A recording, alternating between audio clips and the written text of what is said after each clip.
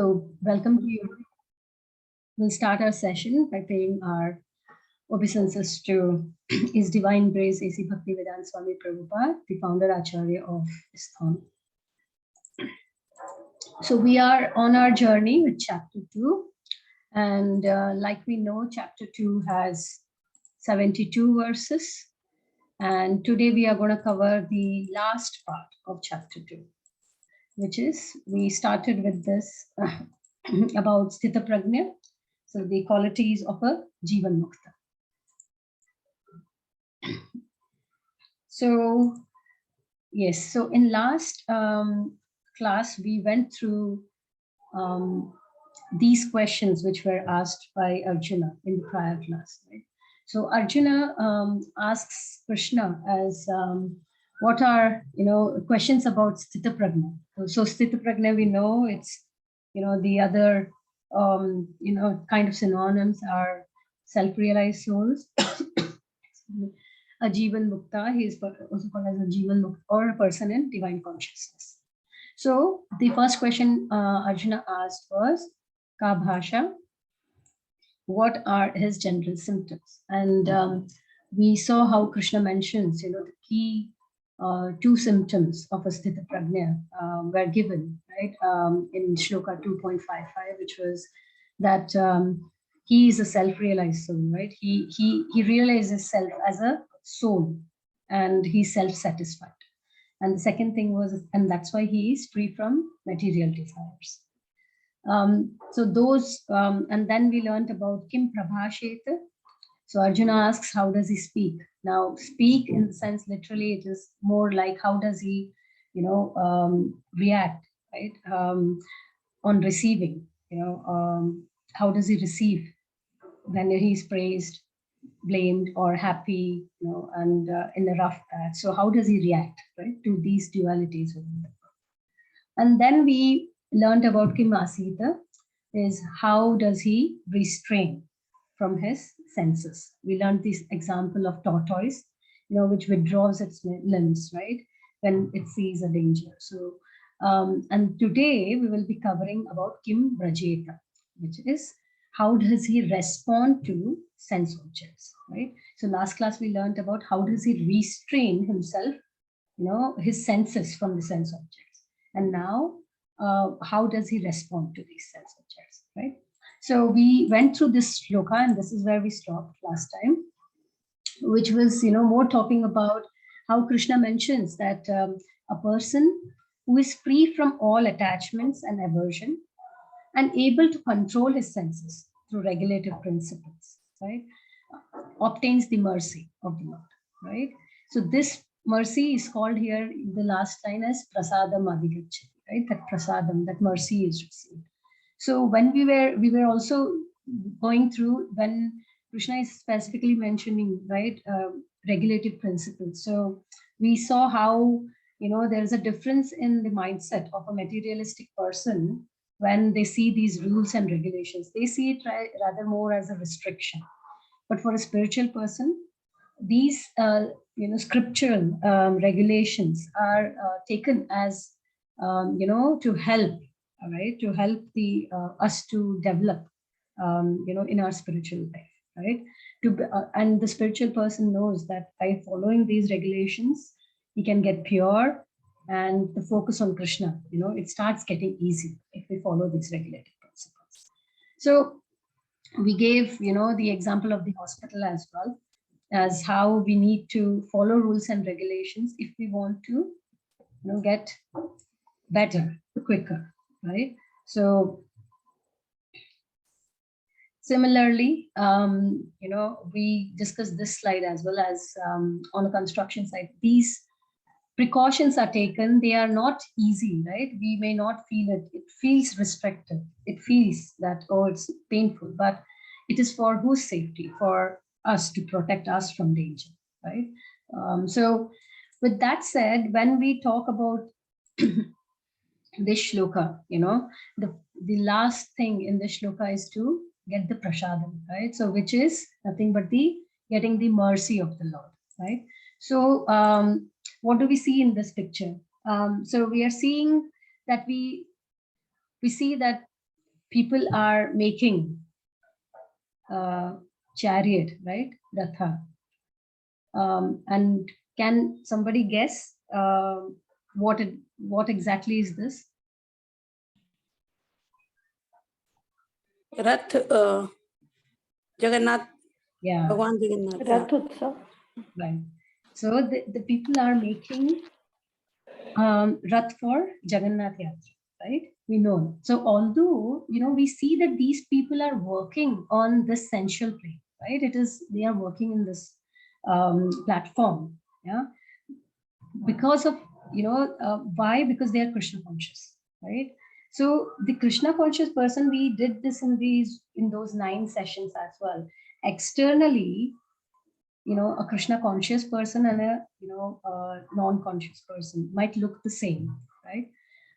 But but Krishna conscious person, the main thing is the consciousness is different, right? We see people, maybe they are working alongside us in this corporate world, they're working the same job, right? They're doing the same job as us, but it's only the consciousness which drives, right?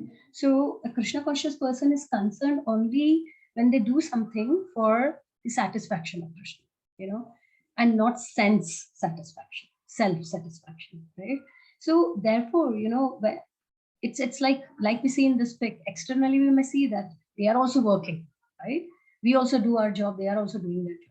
But the activity, of 2 people might be the same. But the difference is that, that Krishna conscious person is involved in these material activities like doing job or different, but the consciousness, like I said, is different. So we are engaging ourselves in performing these material duties as part of our duty, right? But not attached to the results, right? Not hooked to anything as such. So we are serving and engaging where possible our senses to Krishna, keeping Krishna in center, right? So the activity might be same, but the consciousness is important. And if our consciousness is, dovetailing to, doing a job with a thought process that, I should, this will allow, the family to be more devotee centric, keeping Krishna in the center. This will allow me secured in future to dedicate more to Krishna, right?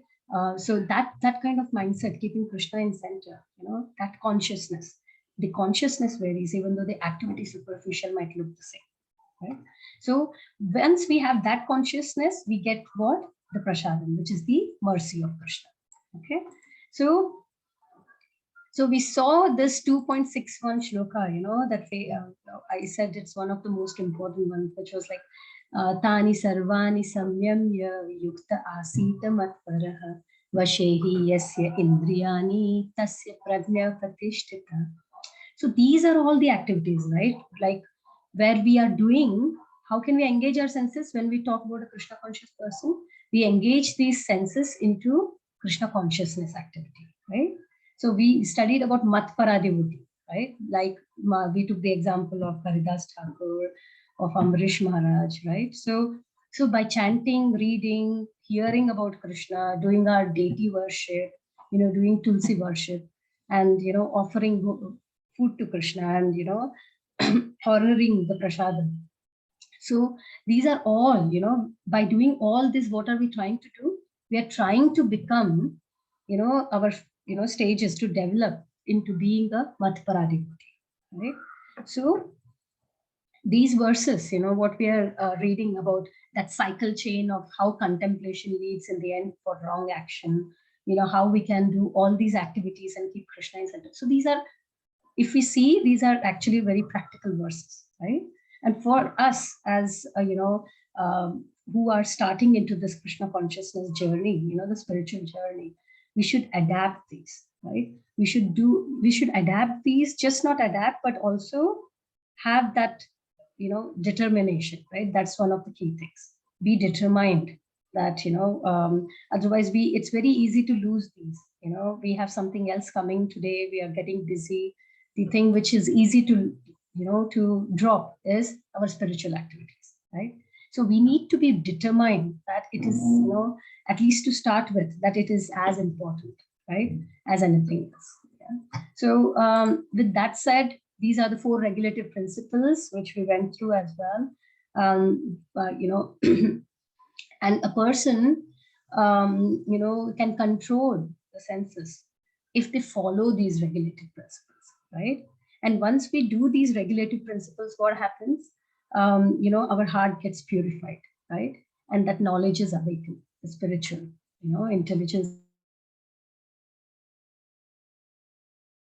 right? So, and that's why it is very important that we follow these 4 regulative principles, the do's and the don'ts, which we went through also in the last class. And also, you know, by dovetailing our activities, you know, that makes us more purified and dovetails the activities to Krishna. Yeah? So it's like an example which we have given here. What do we see here? People traveling in train. Yes. So, and when we travel, right, through any means, yeah, when we travel from one place to another, yeah, then what happens? You know, during our journey, we meet quite a lot of people, right? And sometimes it happens so that we even make friendship and we spend that time and we are having really nice time and we build a relationship, right? But, you know, with that long travel, what we are having and we are building this relationship, just because we are enjoying the relationship built with that post passenger of ours, will we forget to, you know, get, you know, to think about our destination, where we are gonna go to? No, right? So we, you know, we cannot forget our purpose of travel. Yeah. So because if we do so, it is silly, right? We were engaged in the company we had. Hare Krishna.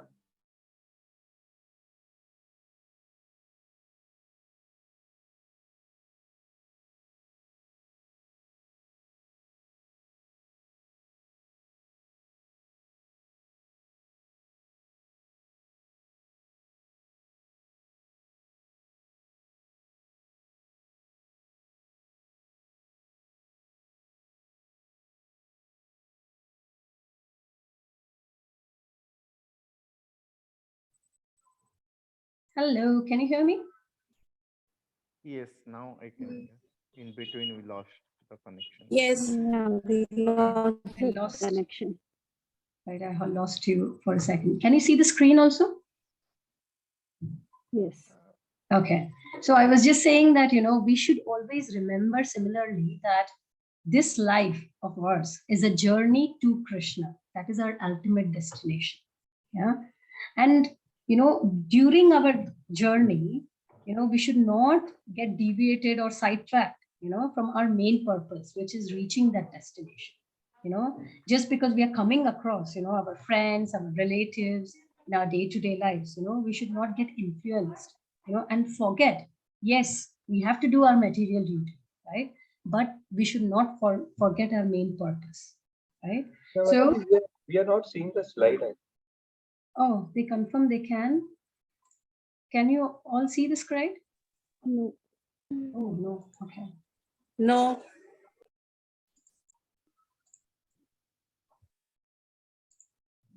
Can you now? Yeah, we Yeah, can. yes, we can. Okay.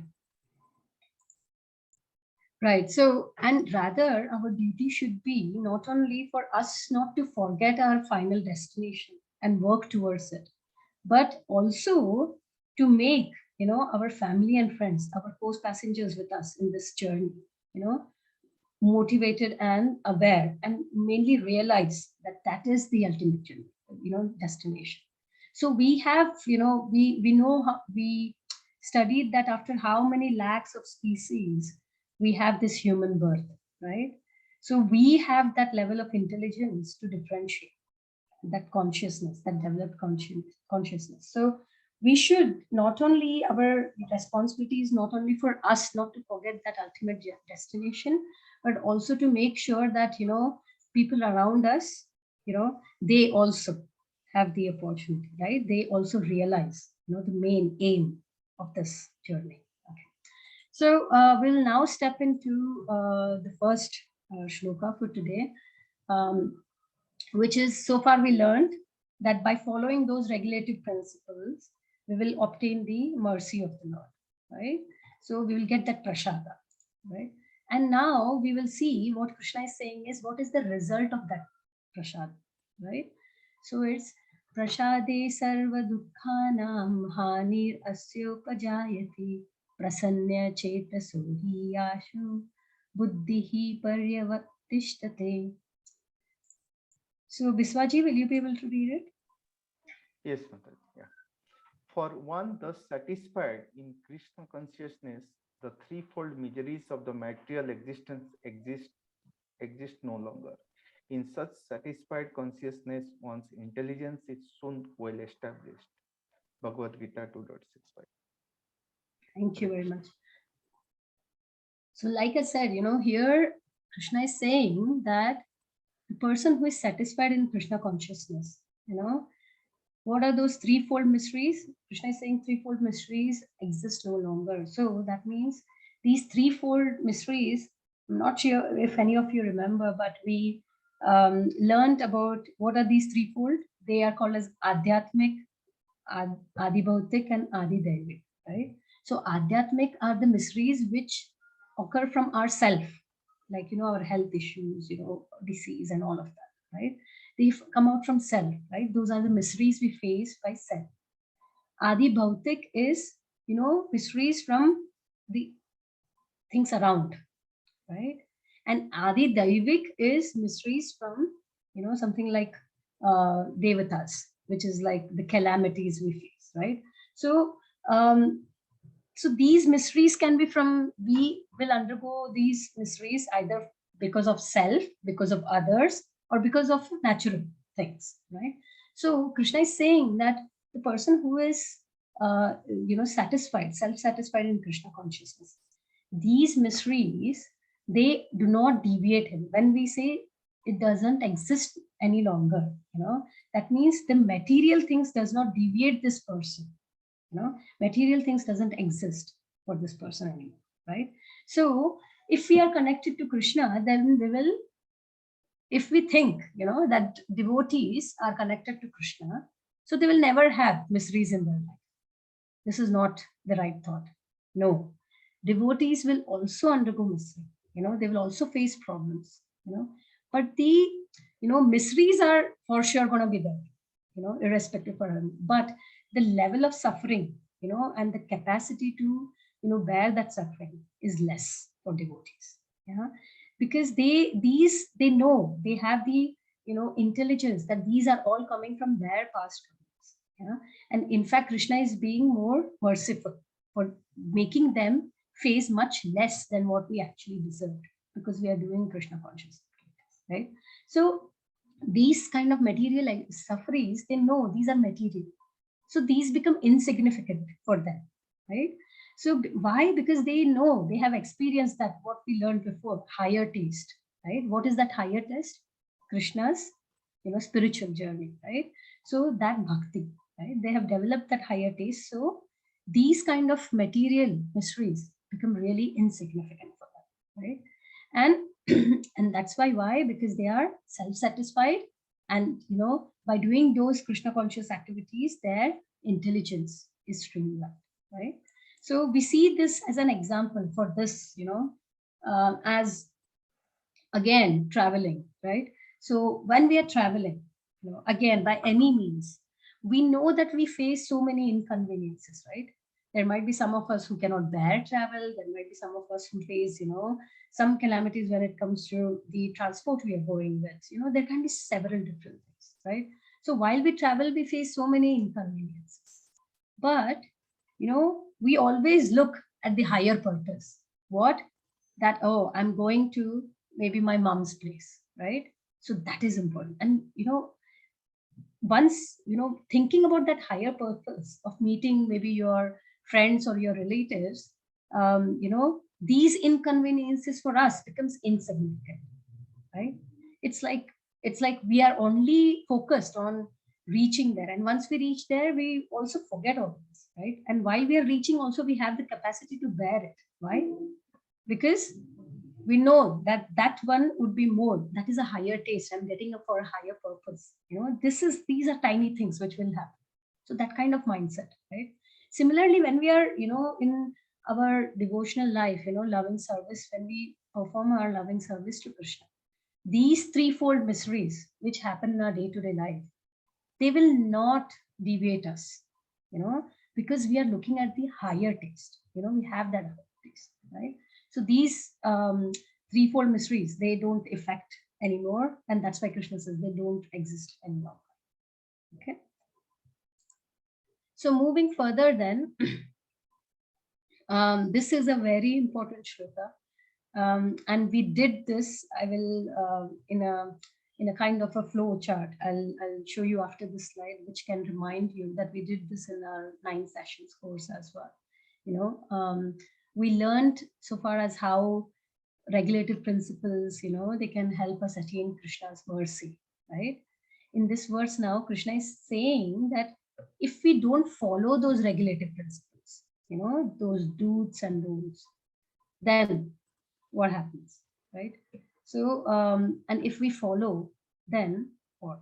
So, so the shloka goes as nasti buddhir ayuktasya nacha yuktasya bhavana nacha bhavayatah shantir ashantasya kutah sukham. So, Hari Krishna ji, will you be able to read it?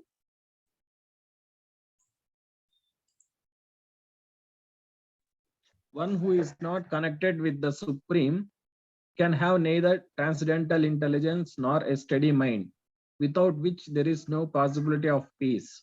And how can there be any happiness without peace? Thank you.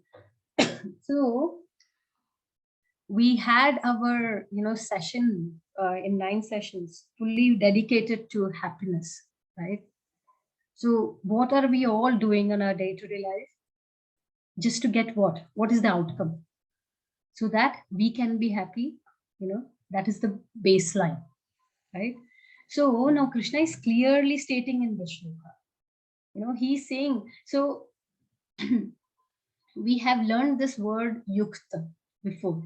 Yukta means engaged. We'll see this coming, in some shlokas. So yukta is being engaged. Now ayuktasya is not being engaged, right? So not engaged in Krishna conscious activities, right? So Krishna is saying that if we are not engaged, right, then we will not be able to get the transcendental intelligence. And if that intelligence is not there, then the mind will not be steady, right? And if the mind is not steady, how can we get peace? And if there is no peace, there's no possibility to get happiness. So I would request you all, after this class, to maybe contemplate on this verse a bit as well, right? Because if we understand this and digest, then, we can, really transform ourselves, right? So in the purport, Prabhupada has given that if one is not in Krishna consciousness, there cannot be a final goal for the mind. Disturbance is due to the want of that ultimate goal. You're always having a goal, right? Let me get into the here, let me get into it. And when one is certain that Krishna is the enjoyer, proprietor, and friend of everyone and everything, then one can, with a steady mind, bring peace, right? So it's like, it's the same shloka where in 5th chapter we see, we also reversed it before, which says like Bhokta Ram Yagna Tapasam. So there Krishna clearly says Bhokta Ram, right? He's the, supreme enjoyer, supreme well-wisher, and supreme proprietor, right? So that's what Prabhupada is highlighting in this purport, right? So if Krishna is, that just acceptance of Krishna is, the ultimate enjoyer, right? Then that should be our understanding.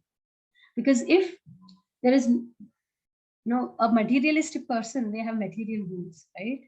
It's not the final goal. It can never be a final goal, ultimate goal, right? because they are not fixed in Krishna conscious activities, when they look at things, we see they tend to get attracted very easily and much more, and then build that desire. So they have unlimited desires, right? So that's why we have to understand that Krishna, we also saw how we mentioned before that he's a credit giving God, right? He doesn't take the credit. When they won the Mahabharata war, Krishna did not take the credit for himself. He gave all the credit to Arjuna, right? So he's a credit giving God. And person who knows this, we need to know that he's our best well-wisher. And that way, we will not anticipate a lot, that desires get more channelized.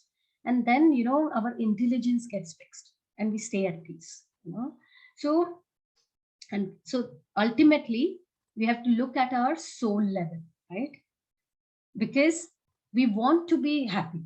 Why? Because our original position as a soul is Sachidananda, that is full of bliss, knowledge, and we are eternal, right? So that's why, because our original position is that as a soul, to feel blissful, we look out for happiness every time. Yeah. So that's why it is very important that we dovetail the Krishna activities to start that process in our life, right? So this is the one which we shared in the 9 sessions. So this is, the shloka for this Nasti Buddhirayutas. So if we are not engaged in Krishna consciousness activities, right, which is like chanting, reading, hearing about Krishna, yeah. If we are not engaged in doing these activities, we will not develop the transcendental intelligence. Or rather say, if we develop these Krishna conscious activities, we will get transcendental intelligence. That transcendental intelligence will get us steady mind. Steady mind will get us peace, and peace will bring happiness. Yeah. And Krishna clearly says, one who is not connected with Krishna, they can neither have any of these, right? So I think it is very important for us to understand that, Bhagavad-Gita, yes, theoretically understanding is one piece of it, but by just understanding theoretically, is not enough, right? So we need to see these, these flow, right? We need to adapt. We need to apply in our life the day-to-day's do's and don'ts, right? With this, we will be able to get that ultimate happiness, right? And we will also be sharing after 2nd chapter the mind control chart, and that will show you that it will to help us keep more regulated, right? Because it will it's based on scoring based, and we'll share it next time maybe. But yeah, I think that will also help us as devotees, us as starters, to maintain a disciplined spiritual life, yeah, with a determination, right? So moving further then, so this is the 67th shloka, yeah. So here Krishna is highlighting, that how senses are so strong, they are really strong. And they previously we learned that, these senses, they put your mind, into trouble, right? But here Krishna is going a level up higher. He says it even carries away the intelligence of the man. And we learned before from that horse chariot. I have that slide after this, which can remind you, that the senses are controlled, right, by mind, and mind is controlled by intelligence, right? So the shloka is like, Indriyanam hi charatam yanmano anuvidhiyate tad asya harati prajnam vayurnavam ivam rasi. So Jyoti ji, will you be able to read it? Yes. As a strong wind sweeps away a boat on the water, even one of the roaming senses on which the mind focuses can carry away a man's intelligence. Bhagavad-Gita 2.67. Hare Krishna. Thank you. So we learned before, right? We are in this material, and it, world means it's a vast ocean, right? It is like Bhavsagar, right? It's huge, right? And that's why we also learned that shloka from Bhagavatam where where it's highlighted that, how this whole material ocean, when you perform devotional service, becomes the size of the calf's hoof print, right? That's small for devotees, right? So here Krishna is highlighting that all of us know that, there are specific, just like we know, the areas, right, which get storm, right, and it sweeps away, huge wind flow. Similarly, in our life, we know there are different situations which we always come now and then, which makes us shaky, right, which blows us away, right. So we need to, identify and protect ourselves from such situations when we come across, right, and because they sweep us away and we should not get swept away, right. So why? Because our senses are so strong, they are always, looking for things, for something attractive, right. But and what happens is that same cycle, when our senses get attracted, we, what happens, we kind of contemplate it, right, we keep contemplating it, and then that attachment develops, and we saw how that whole cycle with attachment, then the lust develops. If that is not fulfilled, then, anger comes. So all of the whole cycle ends with what? That we tend to perform the wrong action, we tend to surrender to that sense objects. Our senses forces us, right, in the end. So if these senses are pulled, then that means the mind is pulled, right? And when the mind is pulled, Krishna is saying here that it carries away the intelligence as well, right? Now we know that in day-to-day life, we see that maybe, for example, our tongue, tongue is the most strongest sense, right? It cannot be controlled. When we have said that we should not have something which is not good, we tend to get attracted more. Why? Because that tongue in itself is the most strongest sense, right? So similarly, this tongue, how do we control it? How do we dovetail in Krishna consciousness? That is, it can only be controlled by eating prasad, right? So similarly, our other senses also can get controlled by when we perform these Krishna consciousness activities, right? Like when we chant, we are using our tongue, we are hearing, right? And that sound is going into our heart, right? To purify us more. So we need to remember that these activities of Krishna consciousness, they help to dovetail our senses into, into developing, into purifying ourselves, right? So we need to, unless, all our senses are engaged in service of the Lord, if it is in the service of the Lord, then it is purifying us. But if it is in service of the self, we are more into self-centered rather than having Krishna-centered, then this is what is going to happen. It will carry away our intelligence every now and then. Yeah. And we discussed this in this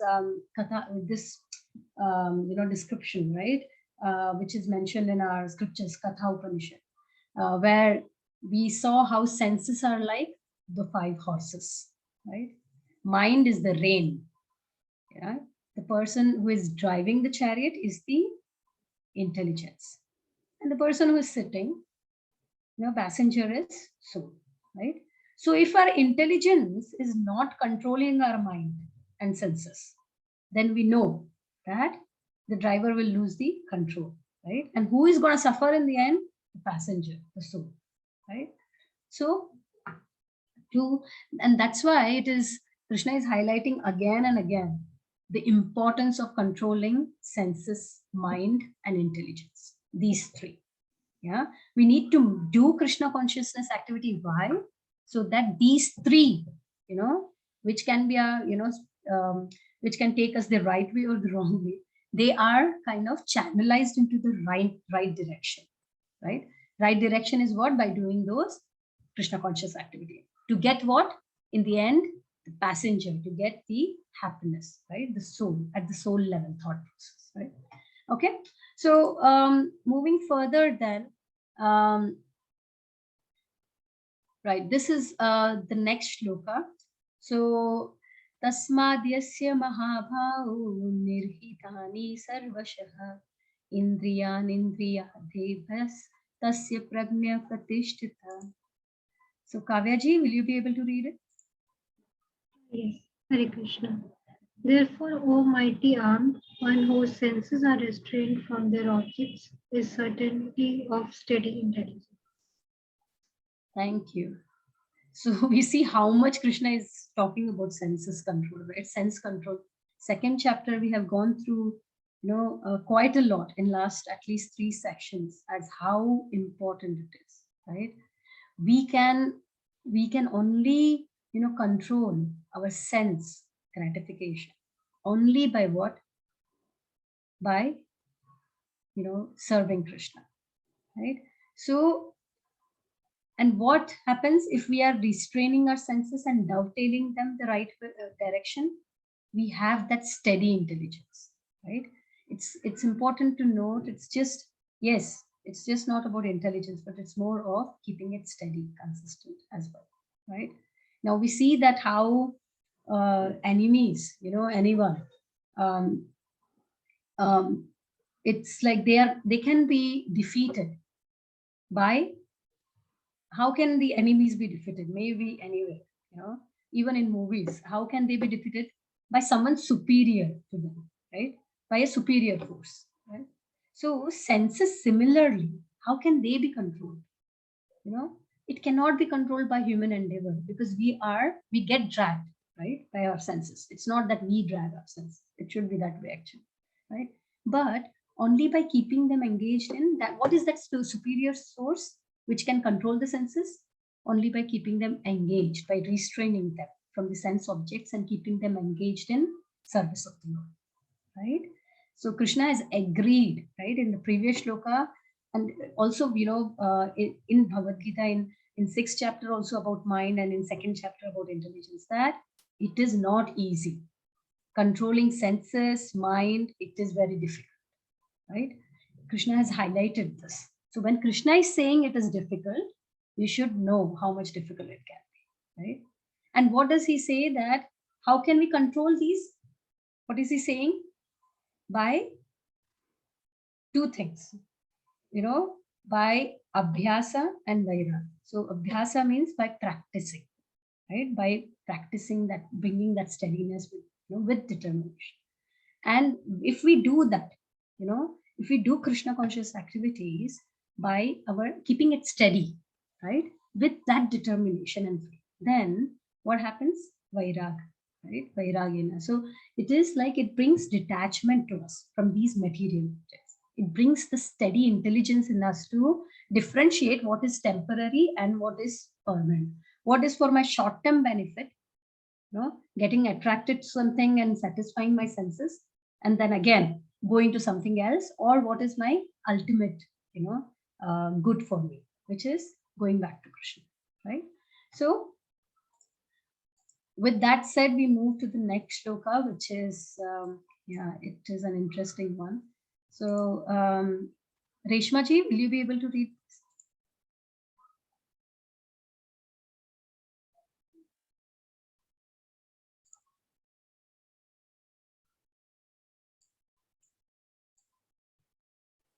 Yes, Mataji.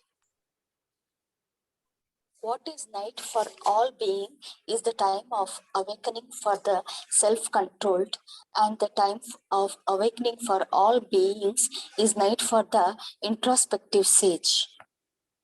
Thank you very much.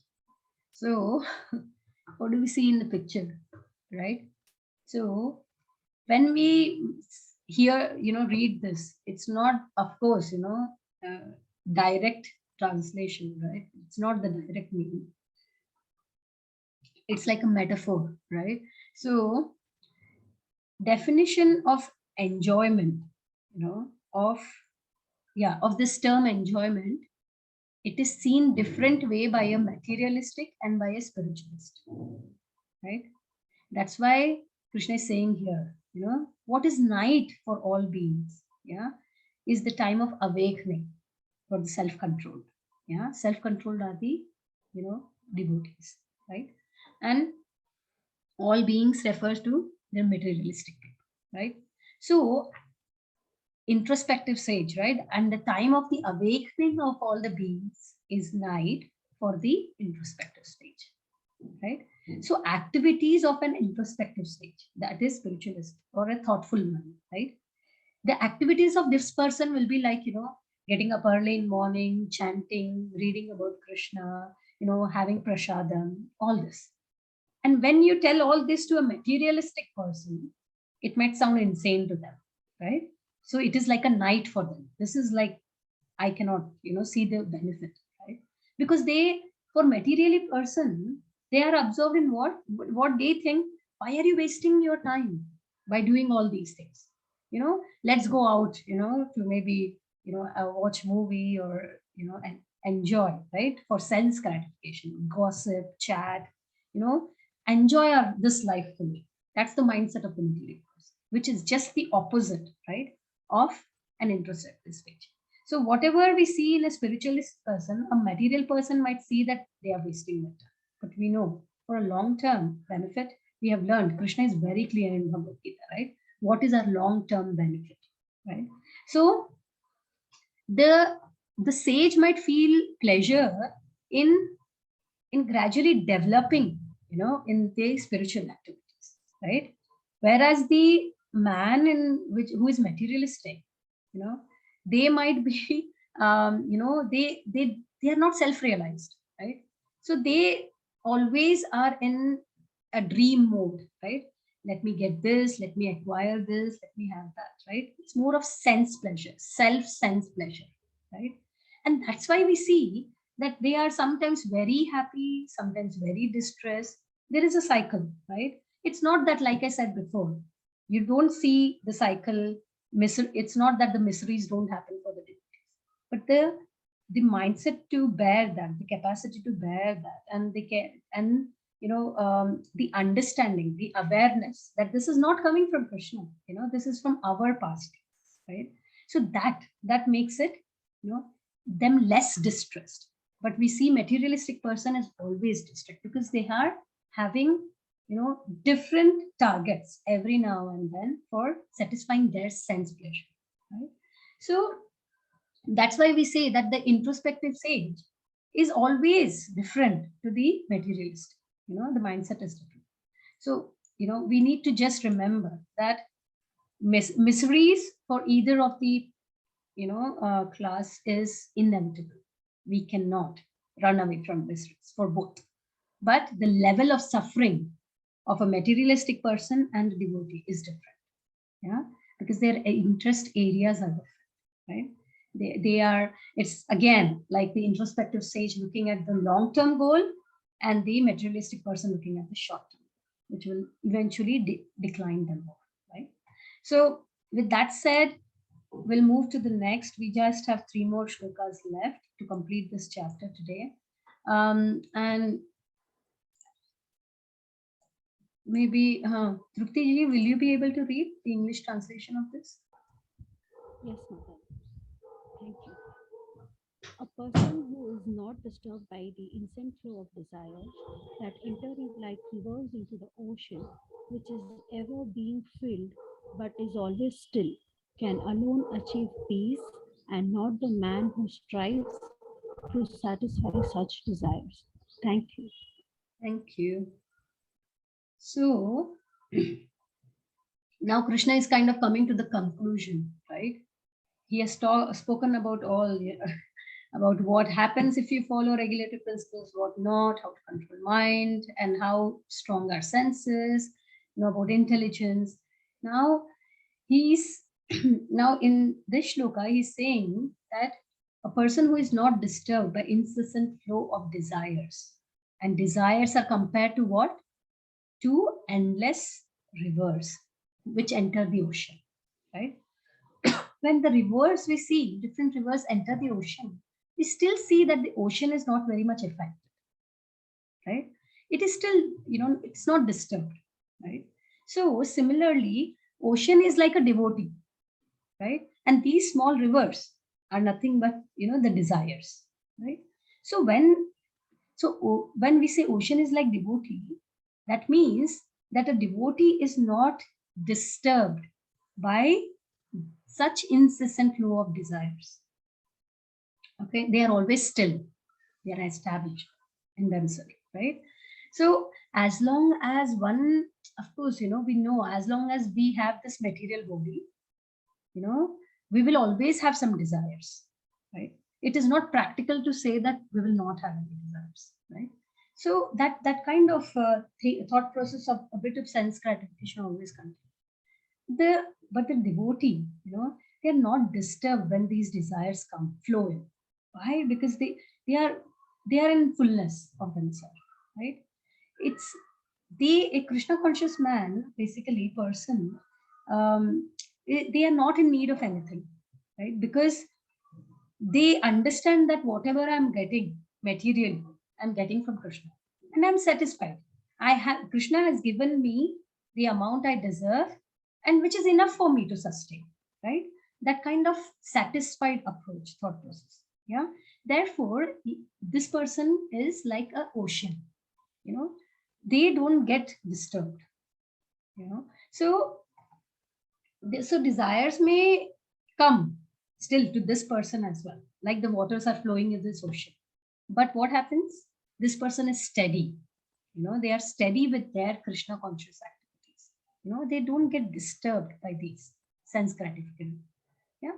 So, and we have to remember, when we hear this, sometimes, a few points in as we go in chapters, so we may feel this is not practically possible, right? So we need to remember that this kind of transformation within us, to have this approach, is not something like which can happen overnight, right? It's very gradual, right? And we see that gradual change in ourselves. We experience that, right? And but our approach, as devotees, is more of acceptance level, not blame level, right? It's more of acceptance level that this whatever is happening with me is because of it is due to my past deeds, right? And in fact, I'm given the strength by Krishna to bear them and to face them. Yeah? So main thing is our determination, our consistency, and that will bring that gradual change within us. Yeah, that we reach, the phase where we don't get impacted when we see these sense gratificatory things. Yeah. Okay. So moving further. So this is Shloka 71. So a person who has given up all desires for sense gratification, who lives free from desires, who has given up all sense of proprietorship, yeah, and is devoid of of false ego, he alone can attain real peace. So now Krishna is concluding it, yeah, that how can we get peace, right?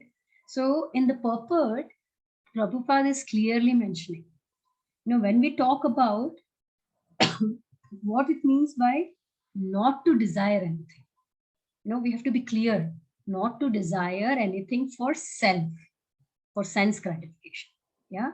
In other words, what we can term it as that desire, when the desire comes, it is for us to desire for Krishna consciousness, right? So desire for becoming, we should have that desire to become Krishna conscious, sorry.